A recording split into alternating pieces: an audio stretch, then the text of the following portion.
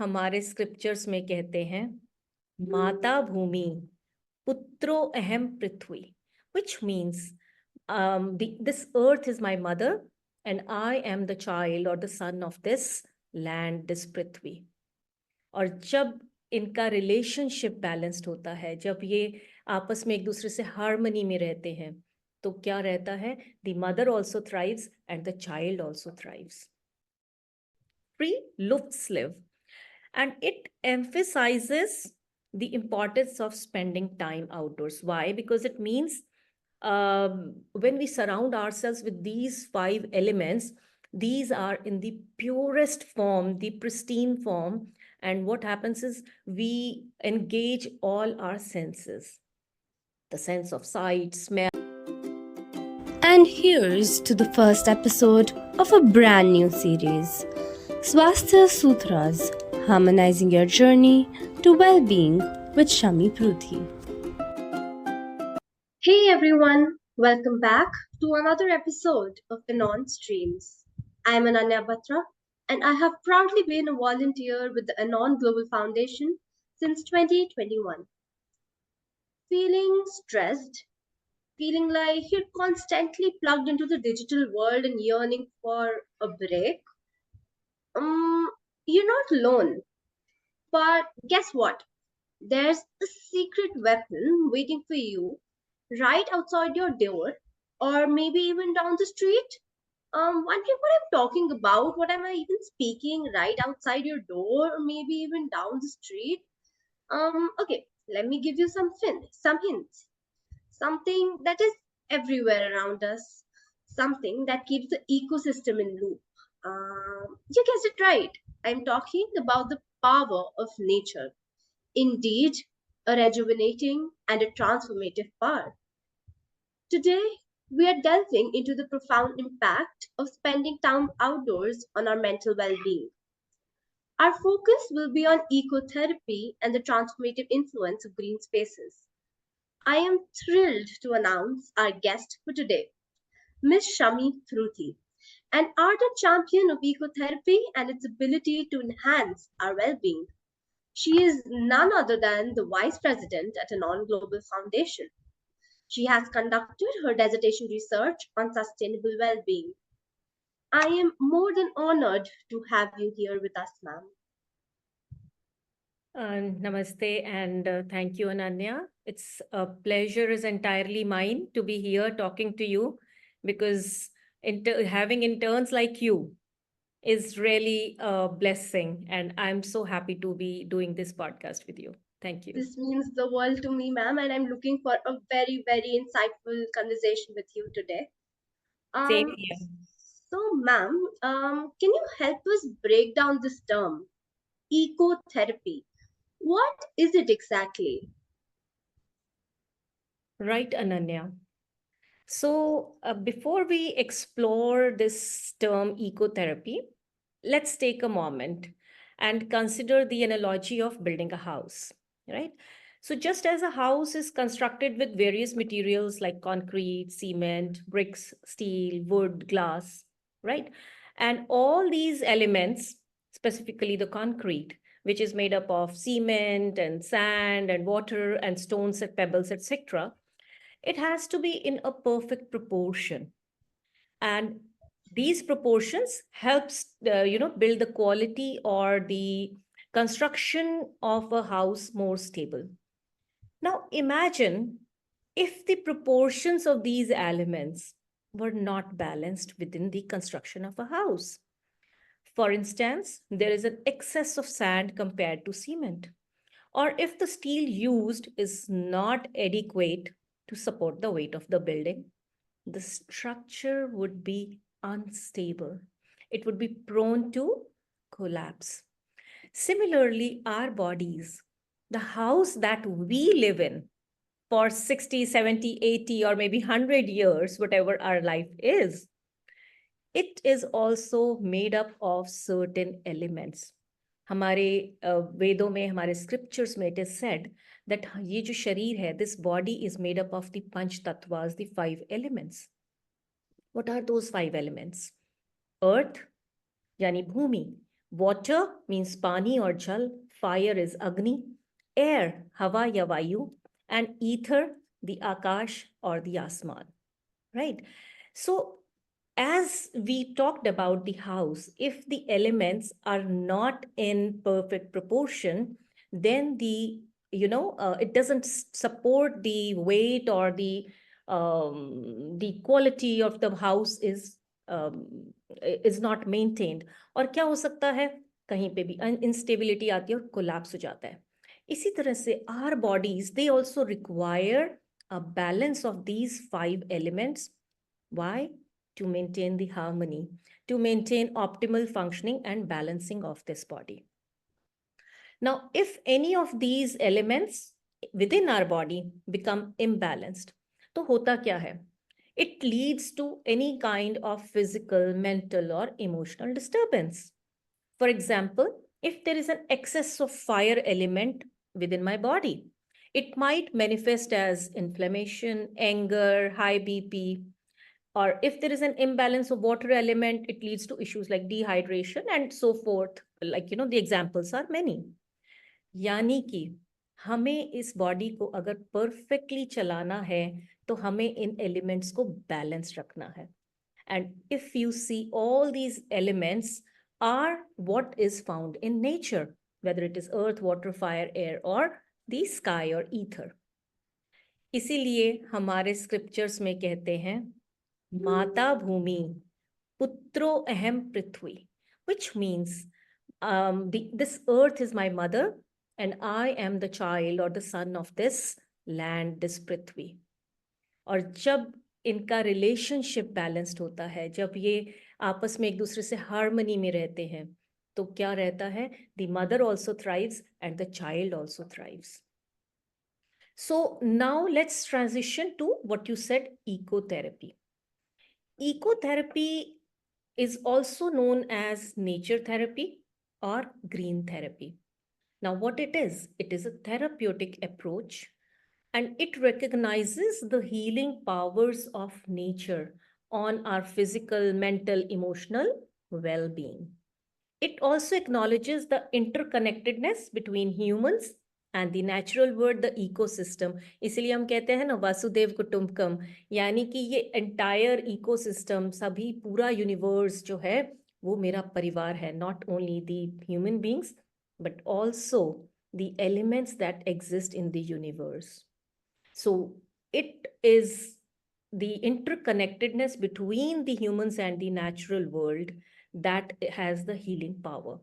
Now, ecotherapy emphasizes the importance of nurturing this relationship for our holistic health. जो हमने बात करी कि अगर मदर और सन का, चाइल्ड का जो रिलेशनशिप है वो खूबसूरत होगा, वो एक दूसरे से कनेक्ट होते रहेंगे, मिलते रहेंगे, तो कैसा रहेगा?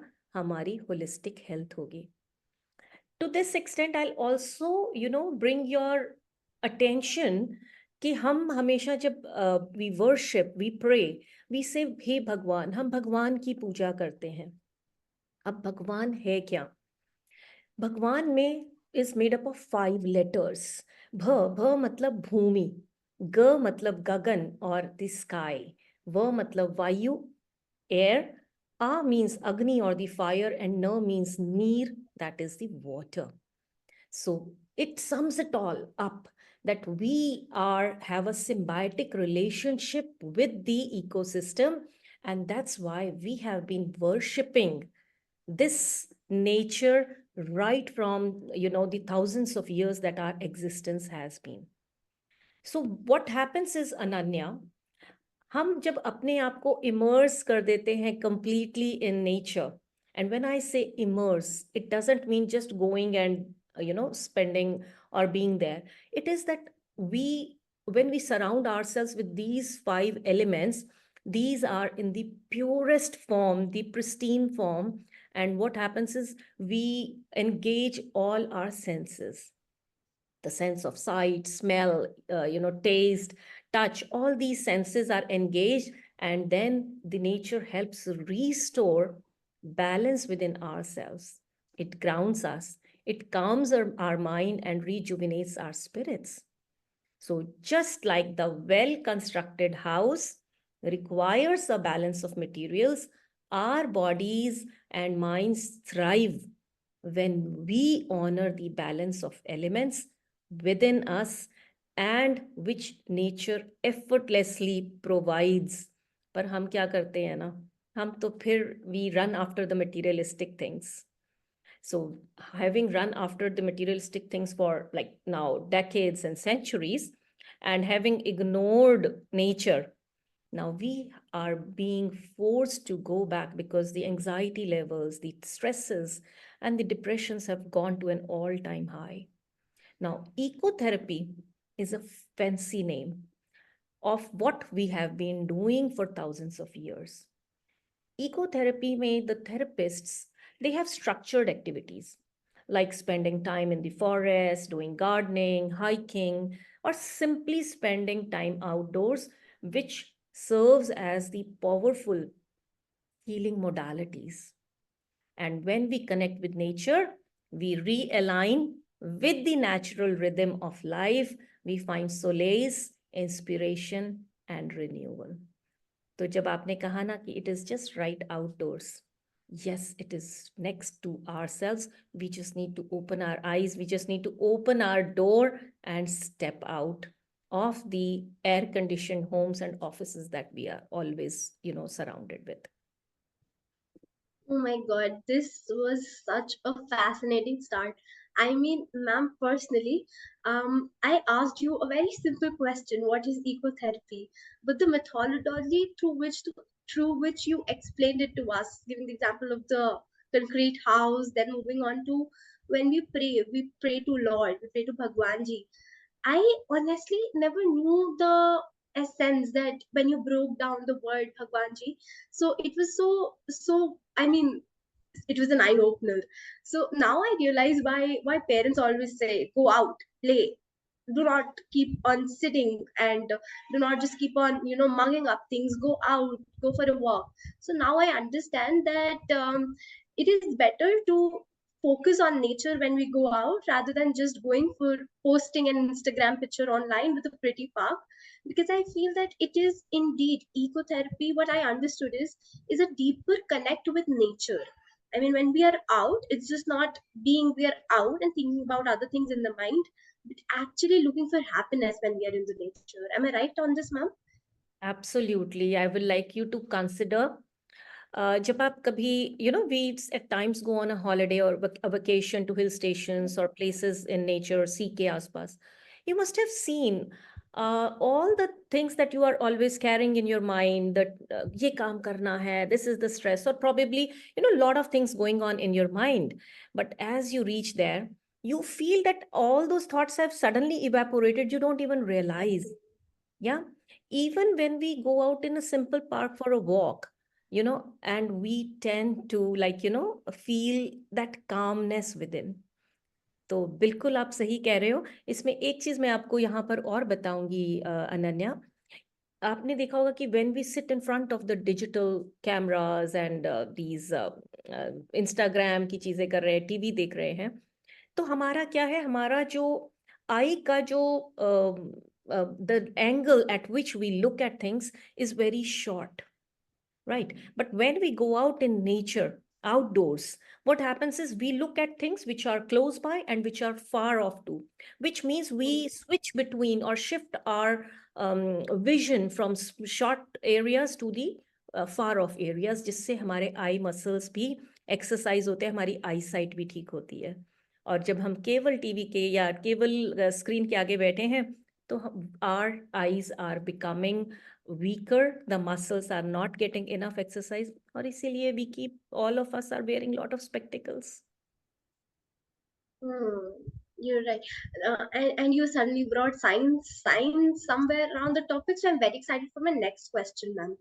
I heard this term way long while I was preparing for my environmental sciences exam, and it was an entrance exam. So I heard the term bathing. I think it had emerged from Japan. I'm not very sure, and I am sure you are very sure about it. So you're going to give us a lot of info. But what do we call it? Is it a fitness trend, or is it a mindfulness practice, or a bit of both? So the question is, what exactly is forest bathing?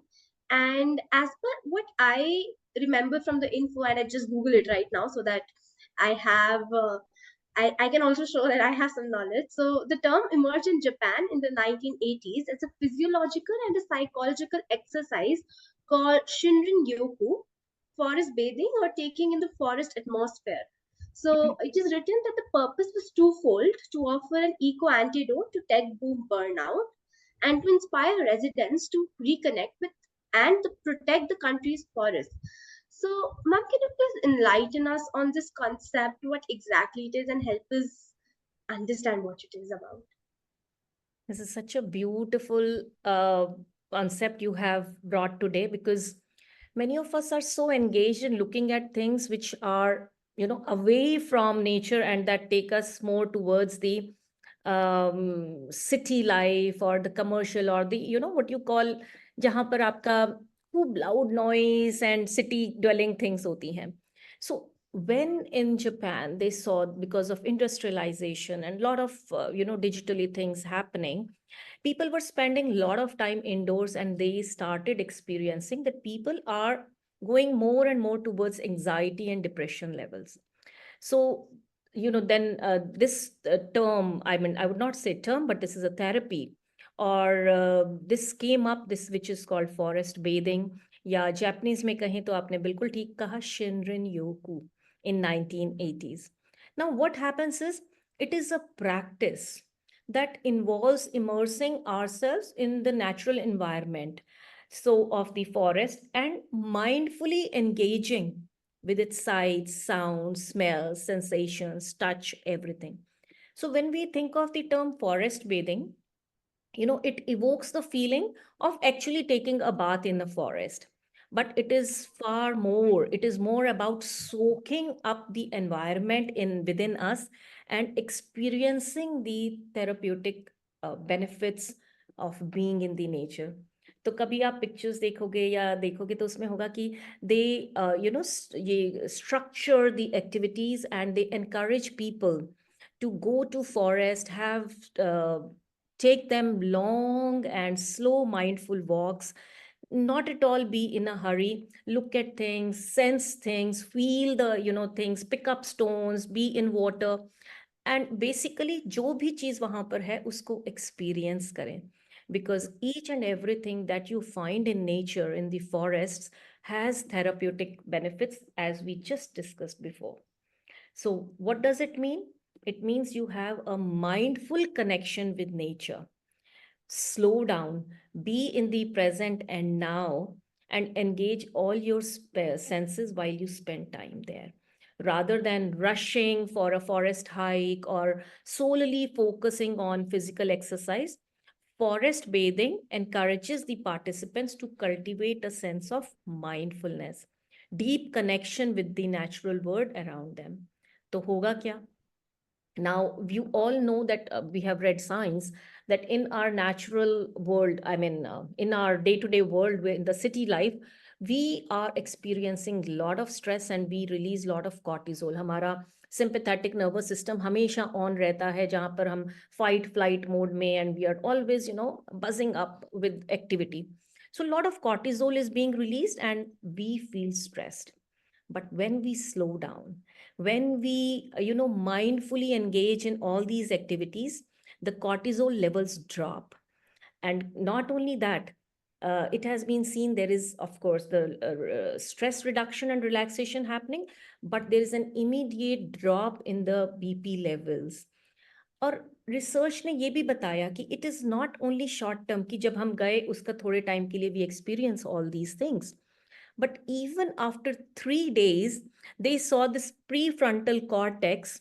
When they researched or worked on it, they figured out they were far more creative than they were earlier before going to the forest area.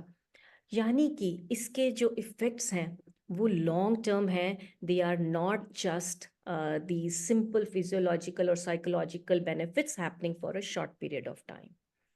So we होता क्या है, You must have heard the terms phytoncides, have you? I know a bit about it, but I'm not too sure in the scientific terms. Right so हमारे जो trees होते हैं they release something that is called phytoncides. These are the natural compounds now, and they have antimicrobial properties, and they are beneficial for our human health. So when we inhale phytoncides during forest bathing sessions, it boosts our immune system. It reduces inflammation and promotes overall health and vitality. और इसके apart from our health well being, हमारी creativity, हमारी cognitive, हमारी focused, the attention spans increase. It has been seen, and children who are having ADHD, they have been seen to have improved attention spans. And people who are generally experiencing those outdoor feelings, they are much more calmer, they are much more creative, they have greater attention spans as compared to other people. And not only this, Ananya, this has, as I said, we have a symbiotic effect, connect with the environment. तो होता क्या है कि जब हम as specifically as children, we go and spend time outdoors, we develop an identity or our belongingness with the nature. We don't see it as a place to go in or visit. Sometimes we see it as our home. और जब home को हम उसको देखते हैं तो हम क्या करते हैं, हम अपने घर का जैसे ध्यान रखते हैं, we start taking care of the environment and build a relationship not only with the people that are going on with us in that visit, but also with the other species which are found in nature. यानी कि जो हम इतने कितने सालों से, decades से, we have been talking about, oh, earth is our planet, we need to do something about it, and we just release the data and we just talk about generating awareness generate करने की ज़रूरत ही नहीं है. हमको केवल क्या करना है, हमको ज़्यादा से ज़्यादा टाइम अपना और अपने बच्चों का कोशिश करनी है. We spend outdoors.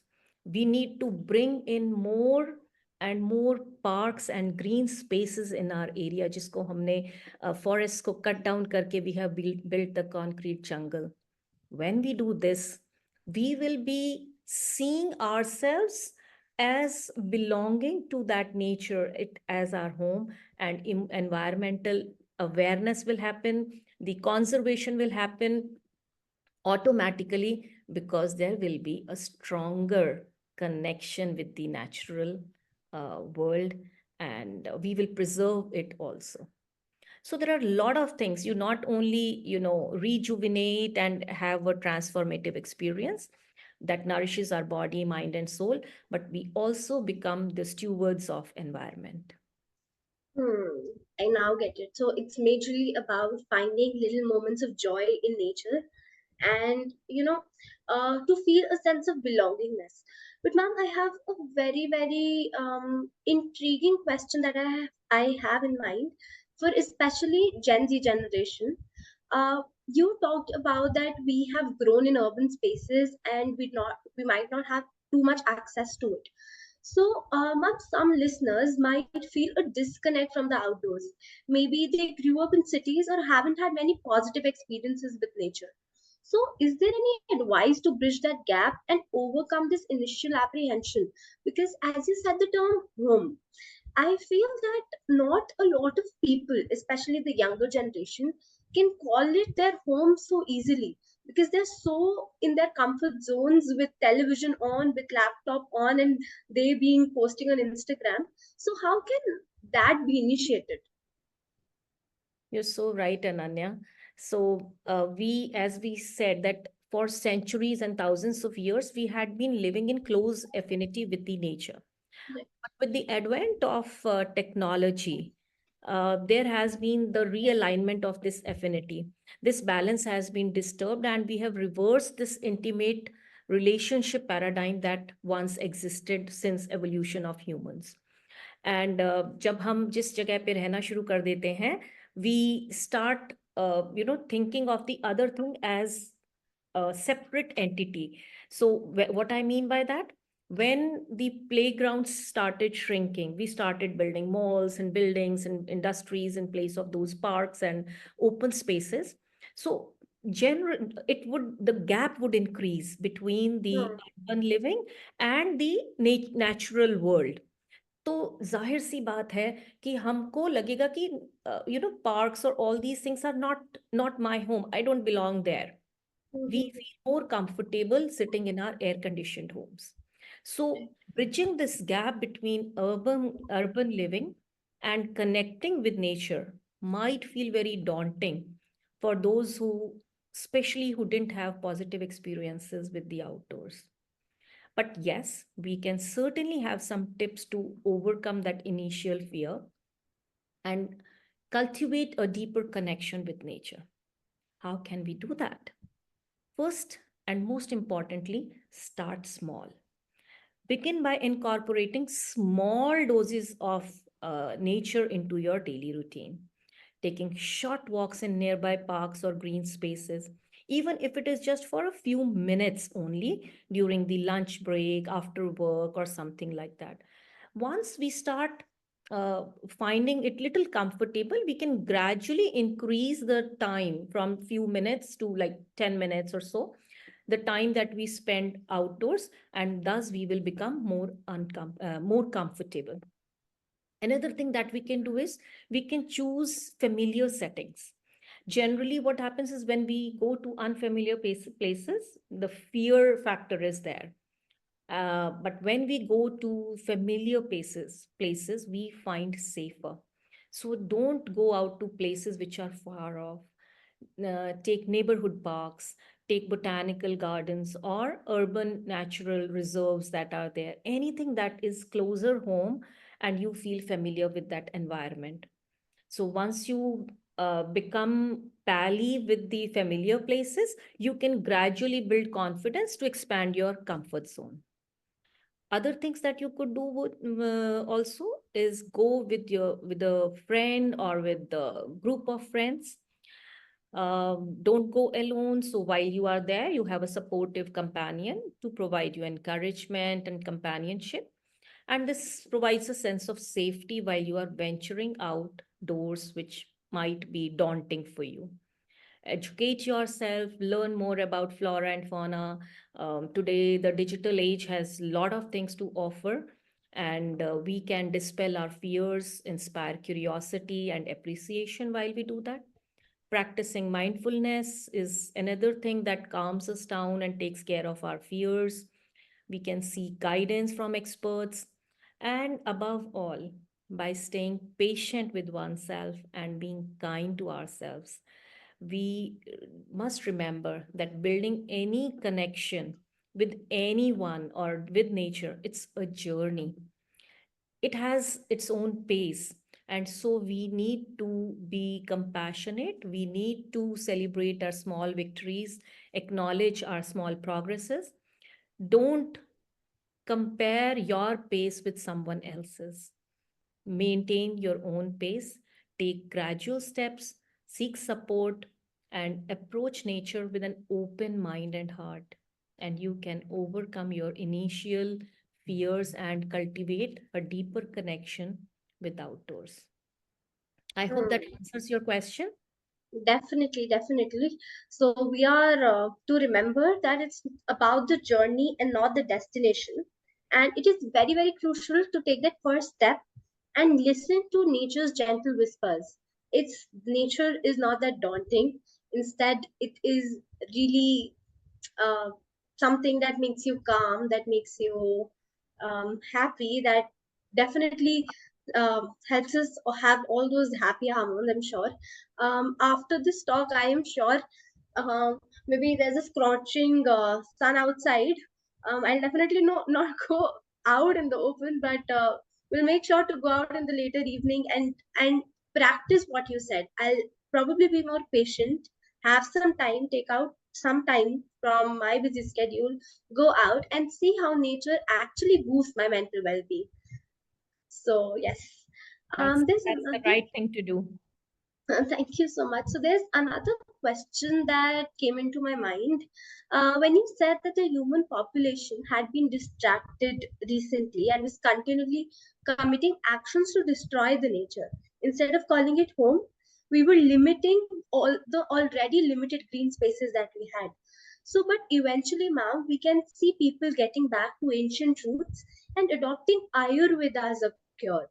So, how can we consider Ayurveda as an ecotherapy?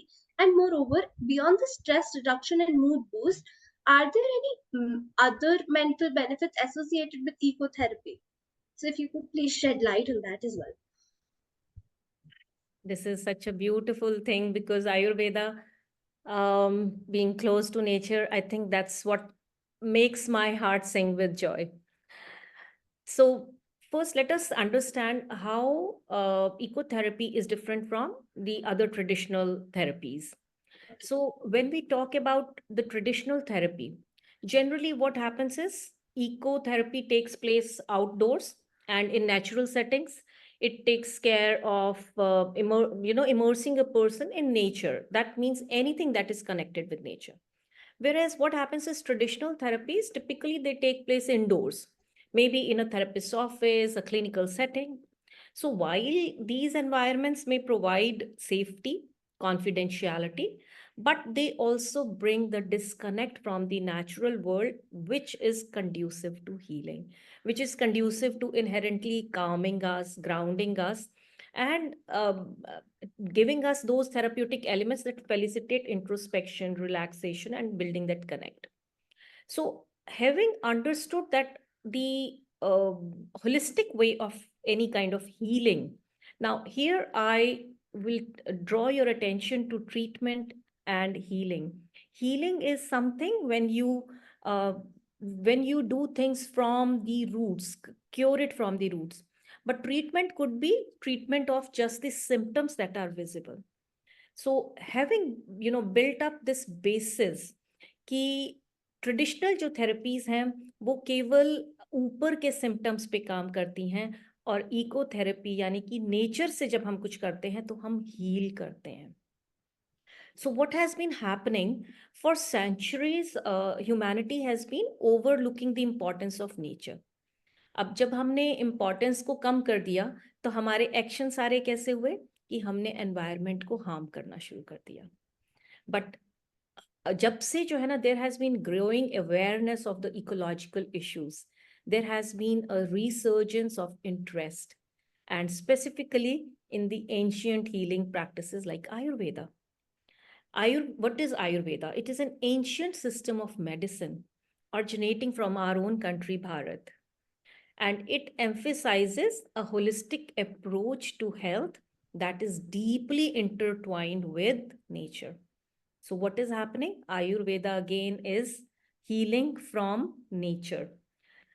There is a very beautiful quote that is in our scriptures that say, Yat Pinde Tat Brahmande, which means all that is outside of you is within you. Your body is a miniature universe. Right. So having understood that, Ayurveda views individuals as microcosm of this natural world, composed of the same elements found in the universe that we just talked about. So how do we achieve health through Ayurveda? When there is the harmonious balance of these elements within the body, mind, and spirit. And Ayurvedic treatments often incorporate natural remedies which are derived from plants, herbs, minerals, and all the other elements of the earth which restore balance and promote healing.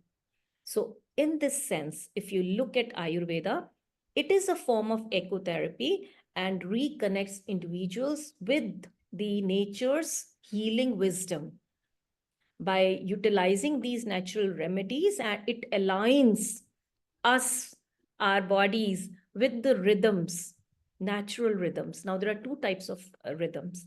One we call as dincharya, or you can call in English the circadian rhythm.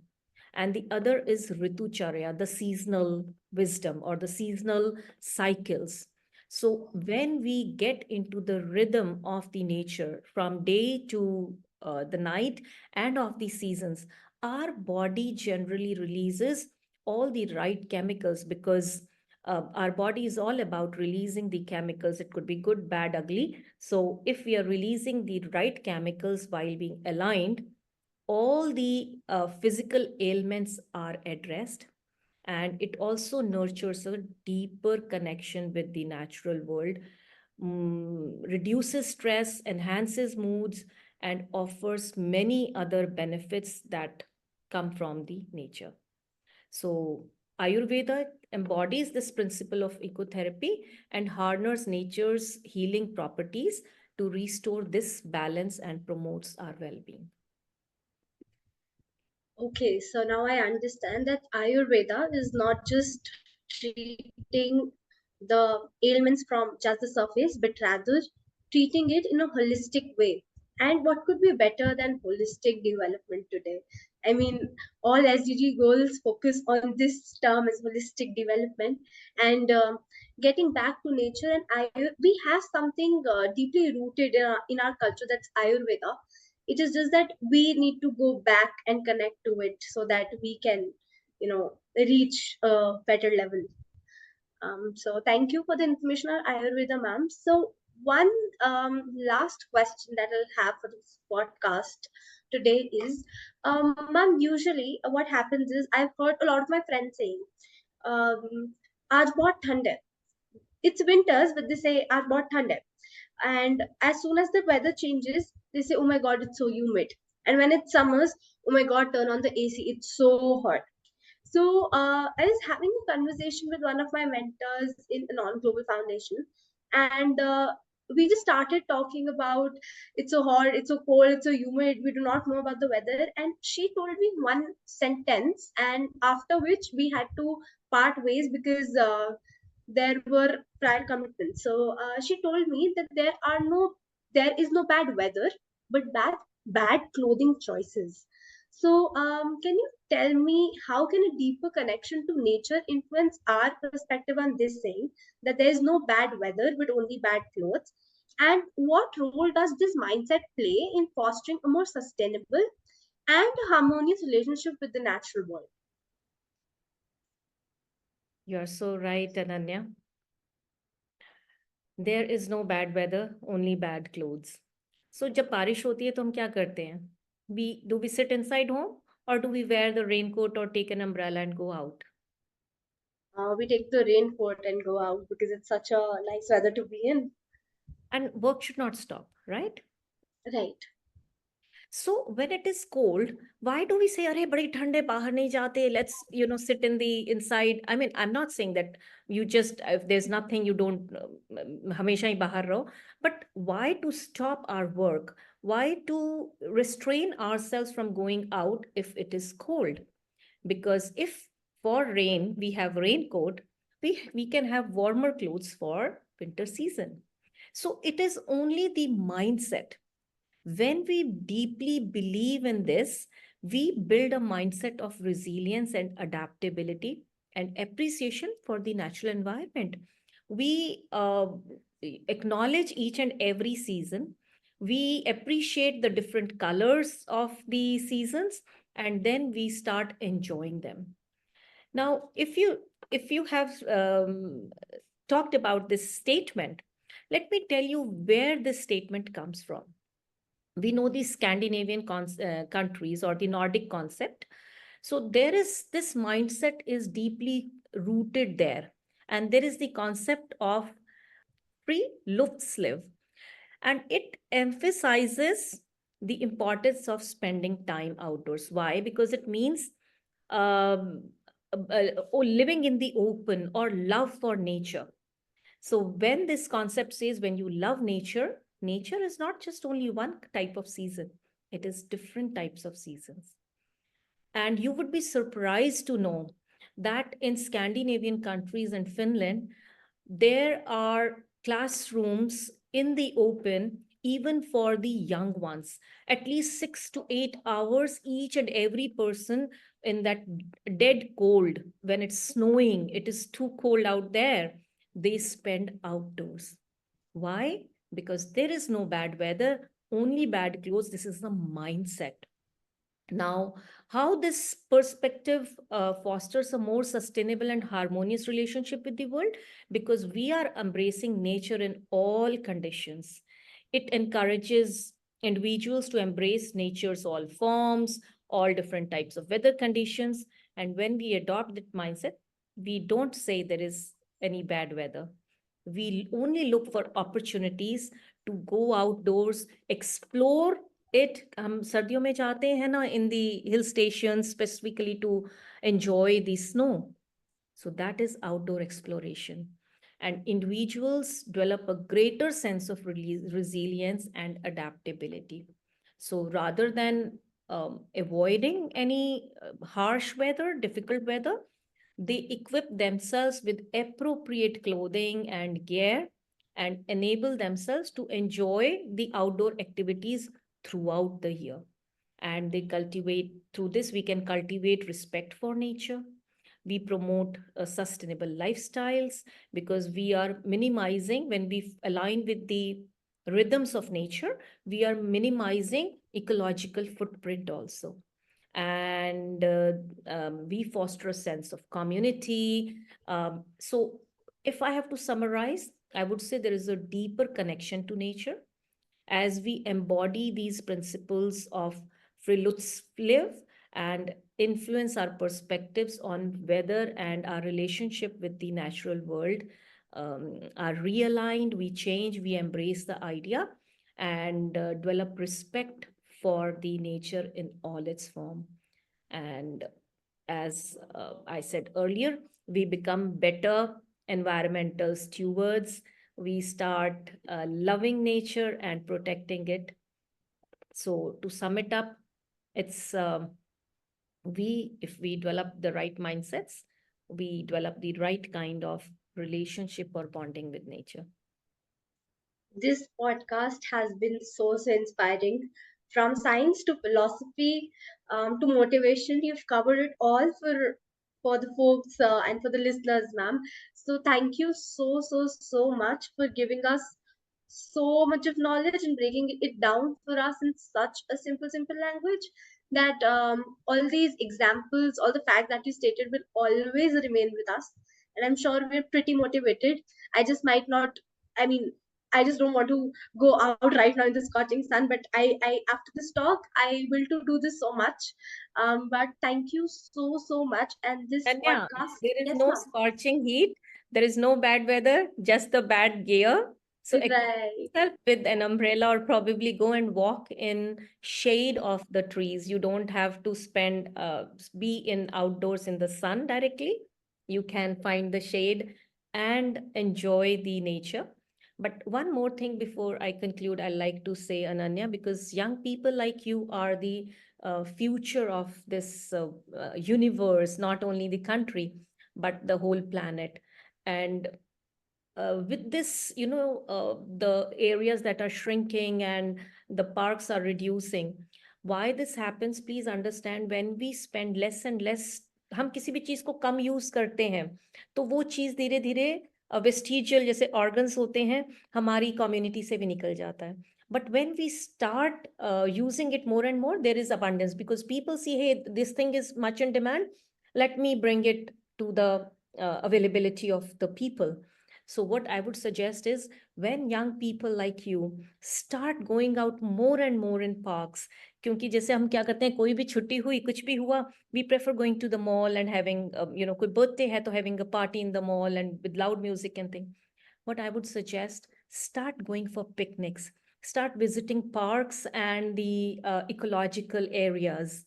What will happen? ये एक छोटा सा step लगेगा कि it is just for me, मेरे लिए ही well-being के लिए, but no, it has a huge impact on the community because when people start using these areas will grow.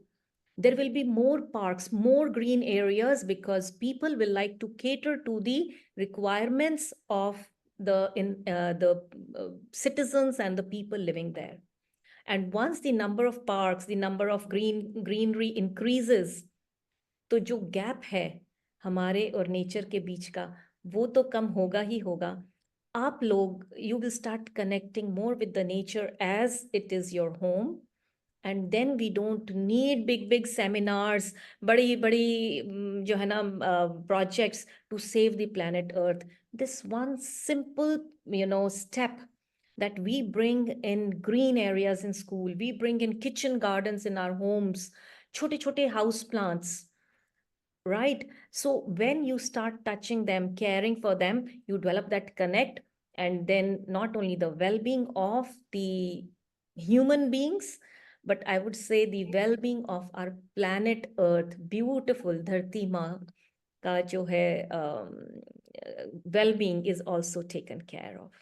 So it is a vice versa or symbiotic thing. Let's not talk big things. Let's do small things. वो छोटी छोटी चीजें जिसके बहुत बड़े बड़े impacts होते हैं. Let's be action oriented. Let's just not talk कि अरे क्लाइमेट चेंज हो रहा है, we need to do this, we need to do that. No, get set, go, do it. You are absolutely right, ma'am. So it's the small actions that count, and especially we, the future generation, should take those little steps. It wouldn't take too much, but I'm sure after your talk, we can probably have small picnics on a weekend or just go out, spend time with our family outdoors, and try and spend as much time as we can spend in with the nature, or cultivate plants, or maybe sow a seed, as simple as that. So thank you so much again for this inspiring and a very informative talk, ma'am. And thank you for joining us and sharing your passion for nature therapy. So before we conclude, I just have something to say for all our listeners, that listeners, remember, nature is always waiting, ready to be your sanctuary for mental well being. So step outside, breathe deeply, and reconnect with the whispers of the wild. And do not forget to subscribe for more episodes on how to unplug and recharge in nature. And until next time, take care of yourselves and the planet. Thank you.